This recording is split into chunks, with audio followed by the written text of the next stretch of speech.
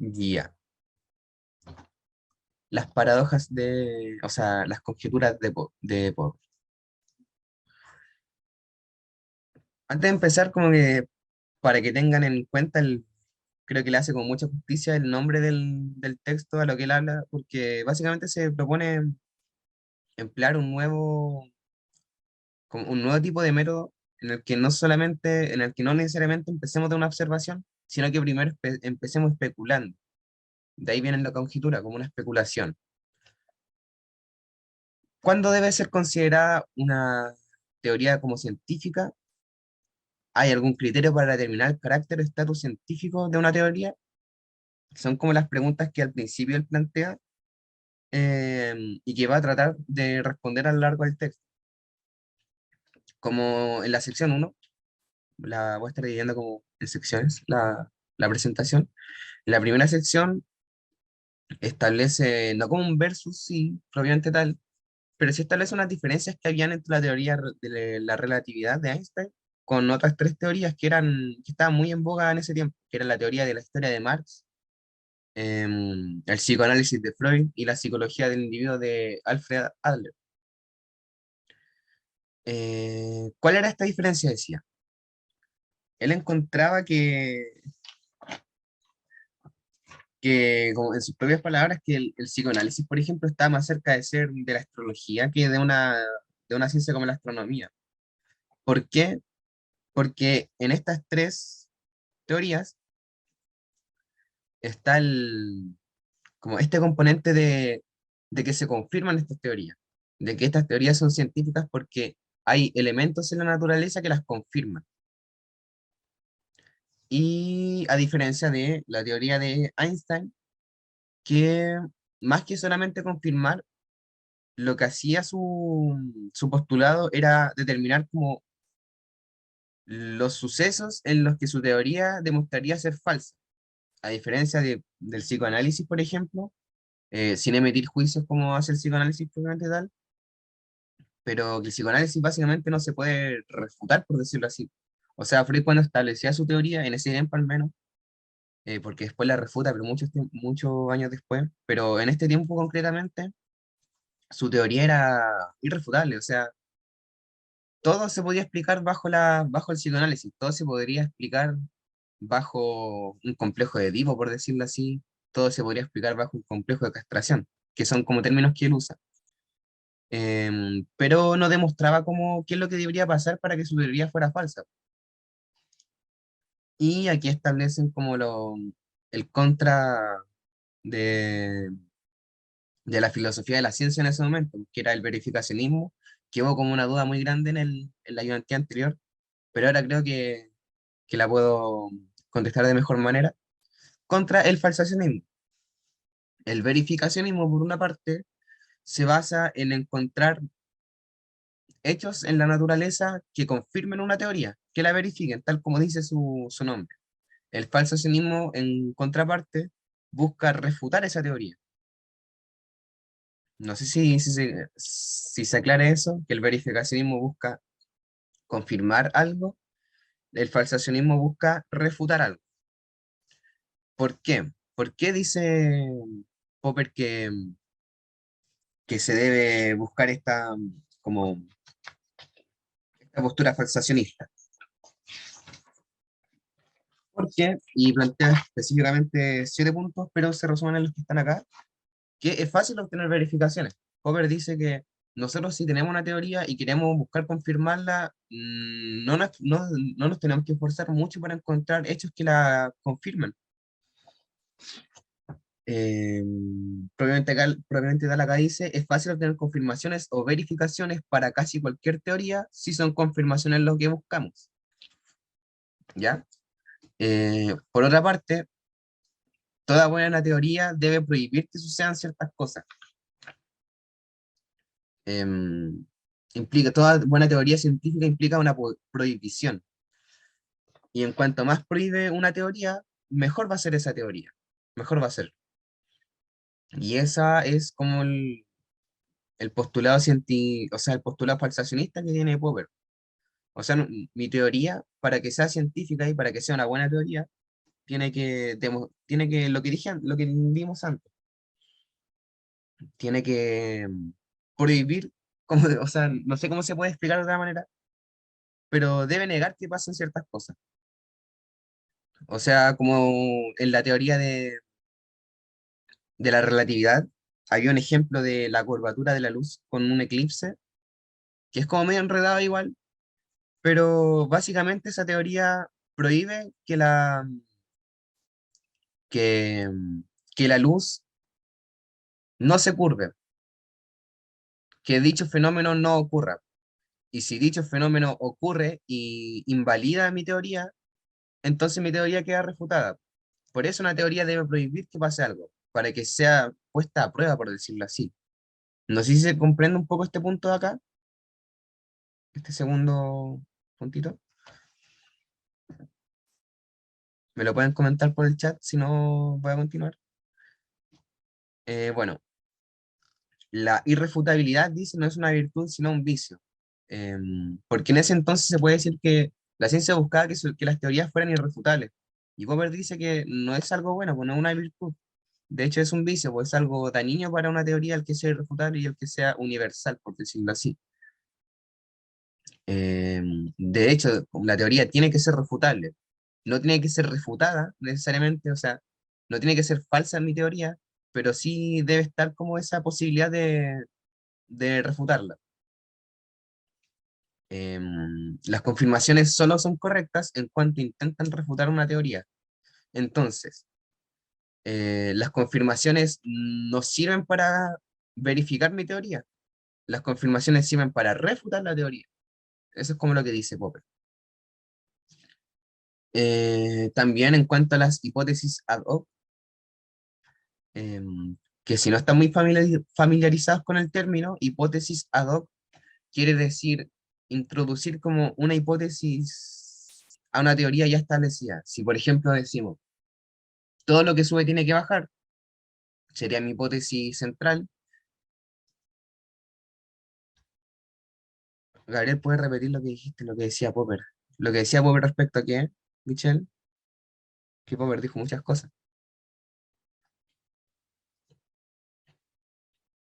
Las hipótesis, las hipótesis ad hoc, el cuarto punto, ¿no? O sea, el quinto o el cuarto. El quinto, ya sí, en eso estoy. Lo voy a explicar ahora. Una hipótesis fundamental puede decir que todo lo que sube tiene que bajar. Y una persona puede venir y decirme, bueno, si yo coloco un globo con helio, eventualmente no va a bajar. Ya, voy al tiro a esa consulta, Michelle, espera un poco. Eventualmente no va a bajar ese globo. Y entonces yo introduzco una hipótesis ad hoc que diga, bueno, no es que todo lo que suba tenga que bajar, o sea, todo lo que sube tiene que bajar menos los globos. Esa sería una hipótesis ad hoc, como intentar salvar mi teoría eh, mediante un comodín, por decirlo así, si se puede entender de otra forma. De eso hablaba Popper, y también reinterpretar una teoría en caso de que sea refutada, porque acá colocaba en ejemplo las teorías anteriormente mencionadas, estas de acá, y decían que o le introducían hipótesis ad hoc o se reinterpretaba la teoría. No, mentira. El psicoanálisis freudiano y la psicología de Adler eran teorías universales, entonces lo explicaban todo. Y Popper decía, eh, no recuerdo textualmente lo que proponía, pero era que no se imagina ninguna conducta humana que no fuera a caber dentro de estas teorías. O sea, lo explicaban todo. Y respecto a la teoría de Marx, comentó que en un momento fue refutada esa teoría, pero se le introducieron hipótesis ad hoc y se reinterpretó esa teoría a costa de bajar su estatus científico, como dice ahí. Entonces, si mi hipótesis queda refutada, yo la puedo reinterpretar todo lo que quiera, le puedo agregar hipótesis ad hoc para que sea correcta, por decirlo así, pero va a ser menos científico. Eso. Y respecto a la duda anterior que tenía Michelle, las confirmaciones solo son correctas en cuanto intentan refutar la teoría. Esa era, porque si es esa, quiere decir que las confirmaciones que yo haga, o sea, buscar confirmaciones en hechos empíricos, solamente tienen que ser en cuanto vayan para refutar mi teoría, no para verificarla. Eso es lo que dice, porque recordemos, o sea, buscar confirmaciones para verificar mi teoría, para decir que mi teoría es verdadera, está incorrecto. Más que incorrecto, dice que no hay científico, dice según Popper. Pero estas confirmaciones sí tienen que ir cuando son para refutar mi teoría, no para validar. No sé si se entiende ahí mejor. Voy a estar atento igual al chat. Y bueno, acá en la página 61 dice que el criterio para establecer el estatus científico de una teoría es su refutabilidad o su testabilidad. Entonces, para que mi teoría, como le hemos dicho, yo sé que suena muy rayado, pero es lo mismo. O sea, para que mi teoría tenga estatus científico, tiene que ser refutable. Eso. Y acá, que es lo mismo que hemos estado hablando. Ya, referente a la sección 2 y 3, un poco. Recording in progress. Referente, ya, la sección 2 y 3. Como dijimos recién, las teorías de Freud, Adler y Marx son irrefutables, pero no son testiales, no se pueden probar, que fue lo que recién dijimos. Y respecto a esto que es muy importante, el que una teoría no sea científica no significa que no tenga importancia, solo que no puede respaldarse por juicio empírico. Entonces él no califica al psicoanálisis como falso, o no lo califica como menos importante que otras teorías del momento puede ser. Solamente dice que no son científicas, que son pseudociencias. Y acá establece la diferencia entre la ciencia empírica y la metafísica, que es delimitadas por el problema de la demarcación, que es lo que él propone. Y ese problema de demarcación va a estar fundamentado en un criterio de la refutabilidad. El problema de la demarcación, que después lo renombra como criterio de demarcación, es eso mismo, po. ¿Qué es lo que diferencia una ciencia empírica de una metafísica? El problema de la demarcación. Eh, ¿Y cómo lo resolvemos? Mediante el criterio de refutabilidad. O sea que si mi afirmación se puede refutar, entonces va a ser una ciencia empírica. En caso de que no lo sea, va a ser metafísica. Y acá se establece como un cierto versus entre su criterio, el de Popper, contra el criterio de significación que vimos anteriormente en la ayudantía de Fagel, que era el de Wittgenstein. Entonces, acá se dice, ninguna teoría científica puede ser deducida de enunciados observacionales ni ser descripta como función de verdad de enunciados observacionales. Se repite un poquito ahí,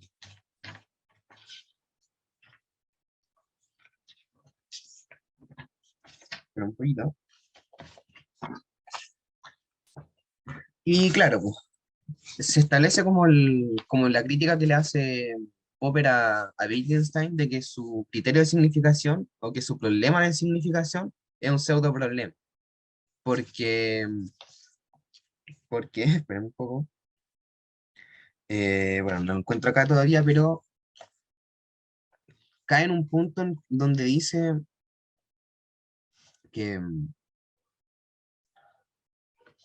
que el el problema del significado no llega ni siquiera a ser como un problema metafísico, sino más bien que ni siquiera es un problema para Popper. O sea, no es como algo de lo que tengamos que preguntarnos, es lo principalmente que dice. Por eso dice que es un pseudo problema. Y bueno, en la sección 4 que ya nos vamos como a revisar nuevamente lo que hablamos sobre el problema de la inducción, volvemos como a revisar a Hume, y hay que recordar, ¿qué es lo que era el problema de inducción según para Hume? Si revisaban el búho de Minerva, o en Cañas Quirós, o como se toca también en el texto de Hegel, El problema de la inducción era que nosotros, si bien Hume dice que nosotros conocemos a través de la experiencia, eh, conocer mediante un método inductivo es lógicamente inválido, porque no hay ninguna base que fundamente que inducir es correcto. Y al final como que Popper, que de hecho acepta como está este problema que plantea Hume, al final como que caemos en un círculo infinito, en un regreso infinito, dice él. Em, Esa es como la aceptación que le hace al problema de la inducción de Hume, que como dice acá, hay una aceptación lógica, pero no psicológica, porque si recordamos, alguien tiene su micrófono prendido, creo, me quiere preguntar algo, o sea, quiere consultar algo.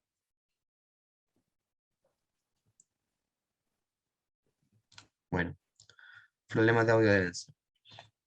Em, Recordando, Hume también postulaba como un problema psicológico, una teoría psicológica, el que nosotros creemos expectativas, porque dice Hume que estas expectativas se provocan por el hábito que se causa por la repetición. Em,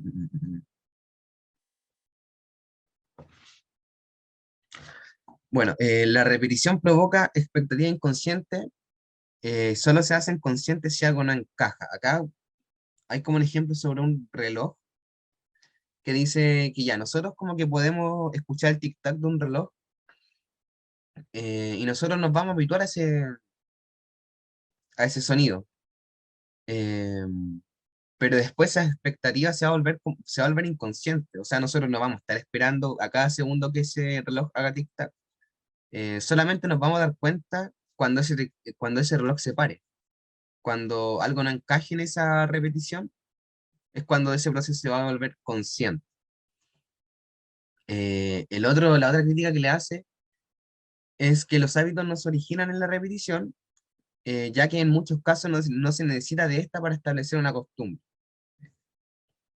Y por último, eh, el mismo Hume dice Popper que en su teoría dice que solamente una observación puede bastar para crear expectativa. Colocaban también el ejemplo de unos perros. Voy a buscarlo acá igual, porque me parece muy interesante. Dice, se puso un cigarrillo encendido cerca de la nariz de los perritos cachorros. Estos lo olfatearon una vez, se volvieron y no hubo nada que los indujera a retornar a la fuente del olor y olfatear nuevamente. Pocos días después reaccionaron ante la mera vista de un cigarrillo. Eso es lo que está diciendo, que no hacía falta como volver a mostrarle el cigarro, volver a hacer que lo olieran para que generen ese asco, por decirlo así. Y bueno, ¿cuál es el resultado de todas estas críticas? Es que son dos: o conocemos de forma no inductiva, o sea, desde una postura racionalista, o que la inducción es lógicamente inválida. Em, y bueno, pues entonces como que no hay ningún resultado como que nos convenga, al menos que no le convenga a Popper. ¿Y cuál va a ser su solución? Que según él dice que resuelve el problema de la inducción, que la expectativa antecede a la repetición de hechos. Entonces, no hace falta que un hecho se repita para que nosotros creemos expectativas, o si no, basta con que ocurra una sola vez y nosotros llevamos a creer que nuevamente se va a repetir, que va a haber como una imaginación humana de causa-efecto, pero nunca dice que es causa-efecto como tal, sino como expectativa. Y acá se debe activamente imponer reglas al mundo, dice Popper. Y acá hay que regresar y recordar harto a lo que decía Kant respecto a que la experiencia accidental, el que si nosotros conocemos accidentalmente, no genera aprendizaje, no genera conocimiento. Ya. Y se salta a conclusiones y luego vemos si son falsas mediante la observación. Y es eso. Nosotros, ¿cómo debemos formular una teoría?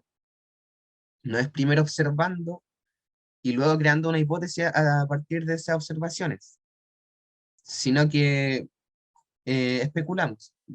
Por eso se llama conjetura, porque nosotros especulamos y mediante esa especulación nosotros vamos buscando confirmaciones en el mundo físico que nos ayuden a refutar la conjetura que recién hicimos, la especulación que recién hicimos. ¿Alguna duda hasta acá? Uno, dos y tres, cuatro de estas secciones, algo que ustedes hayan leído que les parece medio raro. Voy a estar atento al chat igual.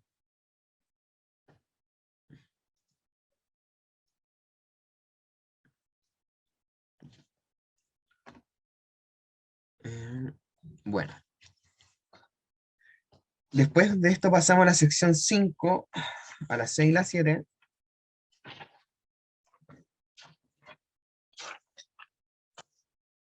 en donde, como recién vimos, la observación es selectiva. O sea, claro, nosotros primero conjeturamos y luego observamos. Y esta observación no es accidental, sino que se debe activamente imponer reglas al mundo. O sea, activamente nosotros tenemos que seleccionar las observaciones que van a caer dentro de un marco de referencia.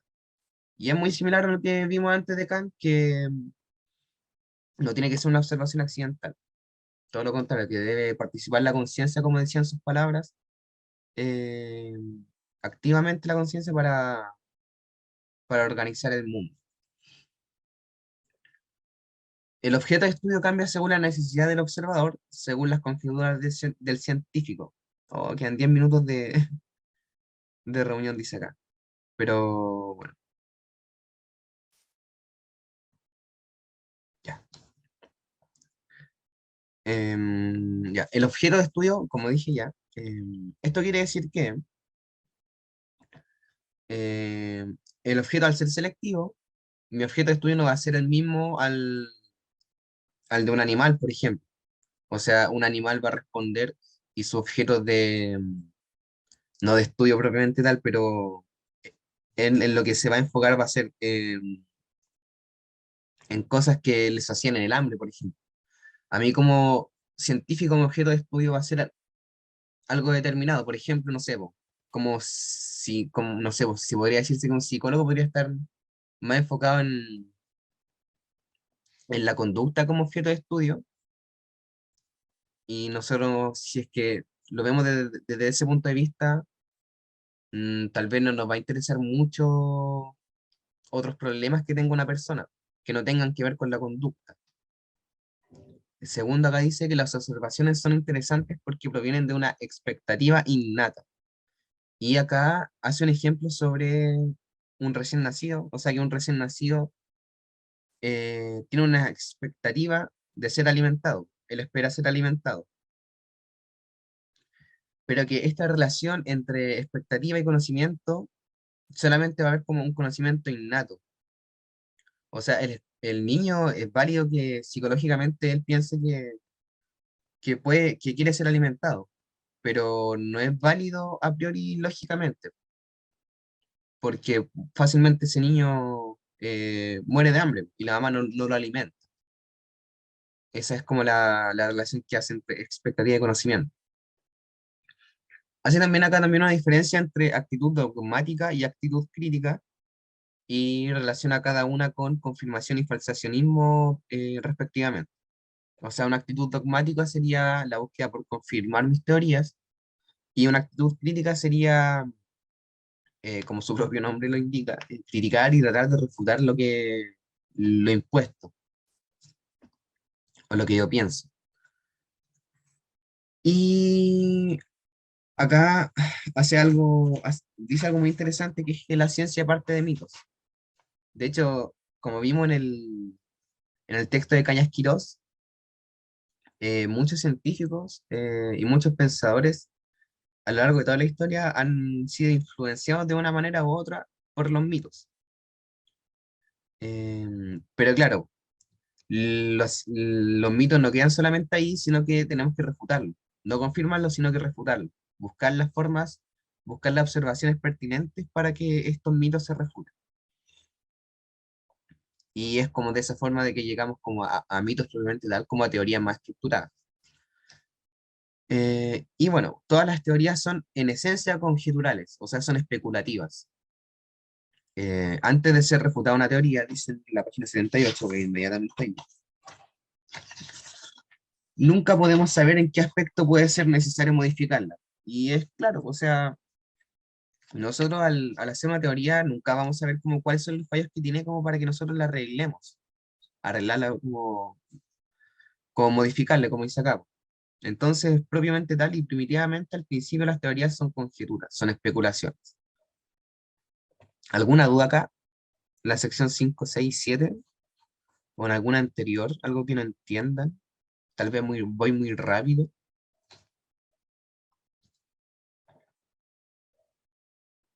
¿no?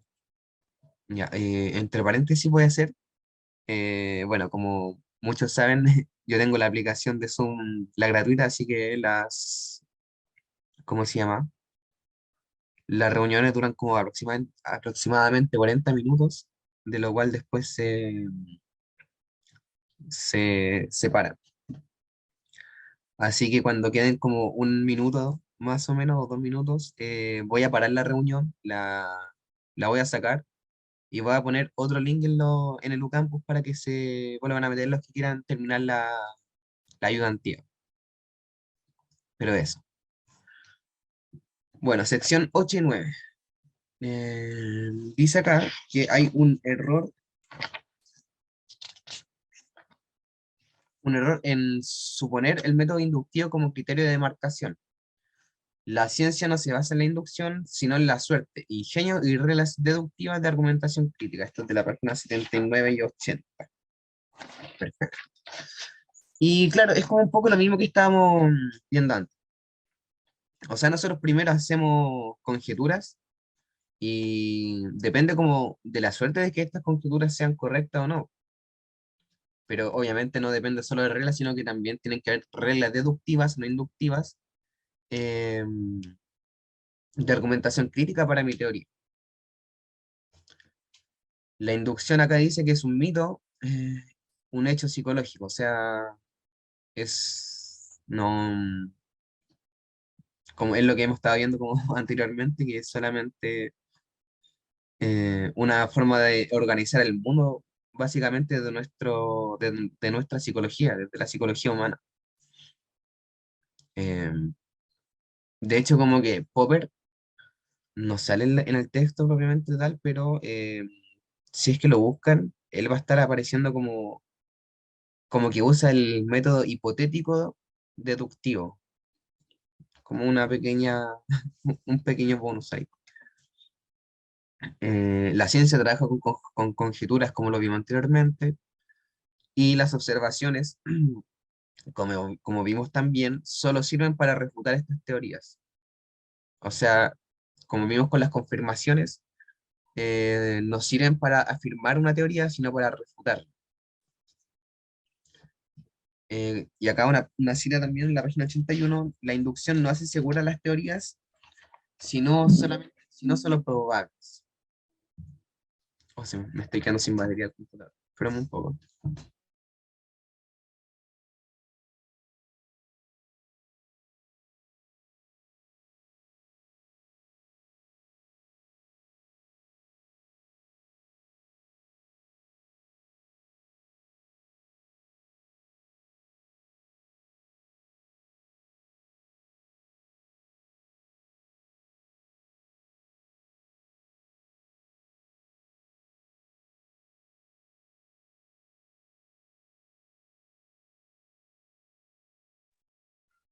Ya, volví.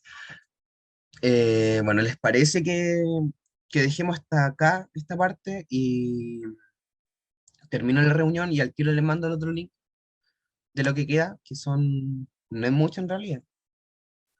Es la sección 9, desde acá está la sección 10.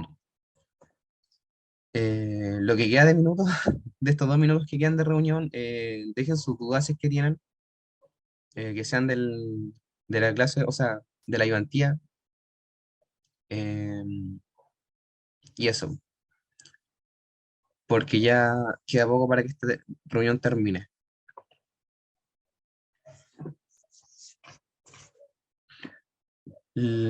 Algo que agregar, eso sí, voy a parar la grabación.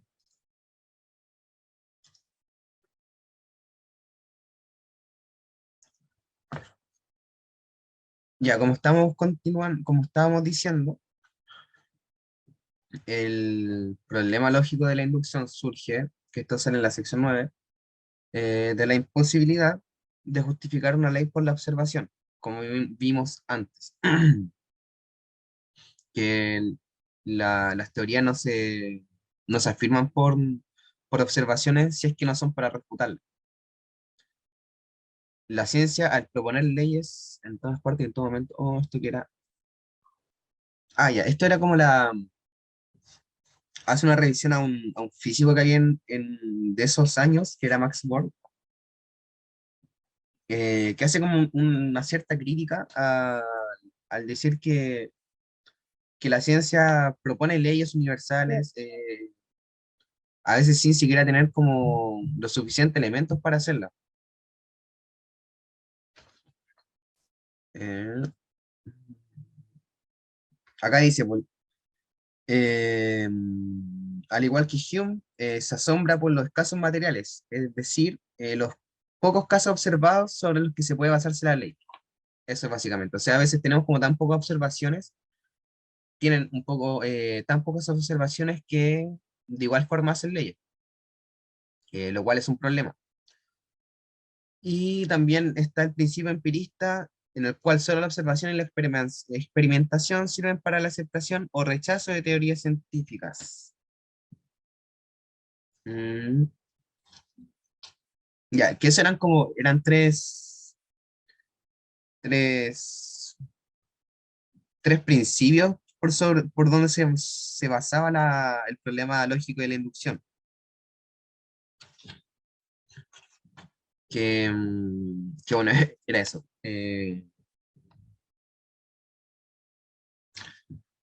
Recordar también acá, la observación y la experimentación sirven como solo para la aceptación o rechazo de las teorías. Que hay que recordar como lo que dice, lo que ha dicho Popper, como por todo este texto de, de más que de intentar experimentar con la teoría, hay que intentar refutarla, como no intentar confirmarla propiamente tal. Es como eso, pues, ¿se entiende lo último que dice?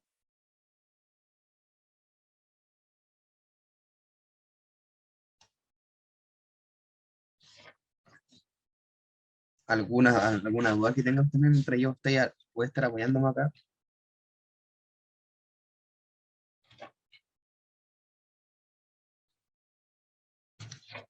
Eh, mm, mm, mm.